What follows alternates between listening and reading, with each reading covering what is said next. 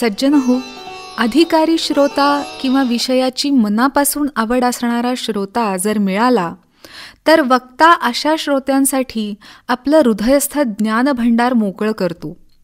या न्यायाने महादेवांनी देखील भगवती पार्वती यांना रामकथेचं महात्म्य ऐकवायला सुरुवात केली. समर्थ म्हणतात, जगी धन्य तो राम सुखे निवाला, कथा ऐकता सर्व तल्लीन झाला, देहे भावना राम बोधे उडाली, मनोवासना रामरूपी बुडाली.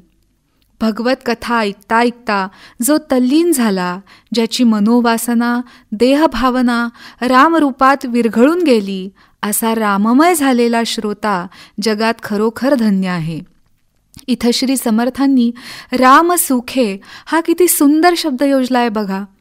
इंद्रियाधिष्ठित विषयसुख हे तर सर्वसामान्यपणाने सगळ्याच जीवांच्या अनुभवाचं आहे. पण जो देहातीत झाला, अगदी काही काळ का होईना कथा कीर्तन निरूपण ऐकताना जो देहबुद्धीच्या स्तरावरून आत्मबुद्धीच्या स्तरावर उन्नत झाला आणि क्षणभरही स्वतःला जर विसरला, त्यालाच भगवन नामाचं, रामकथेचं रामसुख काय आहे हे अनुभवता येईल. श्री ब्रह्मचैतन्य गोंदवलेकर महाराज सांगतात ना की परमार्थ हे सर्वस्वी कृतीचं स्वानुभवाचं शास्त्र आहे.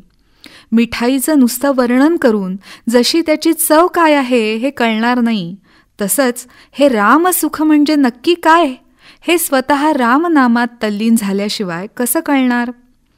केवळ कोणत्याही तीर्थक्षेत्री किंवा संतांच्या पवित्र स्थानी यंत्रवत ये जा करण्याने हे रामसुख आपल्याला अनुभवता येईल का.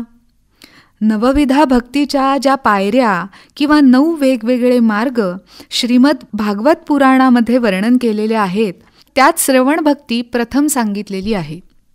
श्री शुकदेवांनी राजा परीक्षितींना जेव्हा हे भागवत महापुराण कथन केलं, तेव्हा कथा समाप्तीनंतर राजा परीक्षिती हे एकाग्र चित्तानी भगवत कथा श्रवण केल्यामुळे भगवंताशी एकरूप झाले आणि त्यांनी परमपद प्राप्त केलं. महादेव म्हणतात, ज्यांनी आपल्या कानांनी भगवत कथा ऐकली नाही, त्यांच्या कानांची छिद्र सर्पाच्या बिळासारखी आहेत.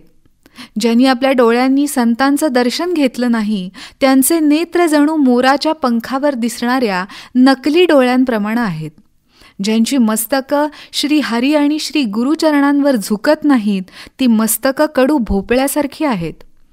ते हृदय वज्रासारखं निष्ठुर आणि कठोर समजावं, जे भगवंताचं चरित्र ऐकून हर्षित होत नाही.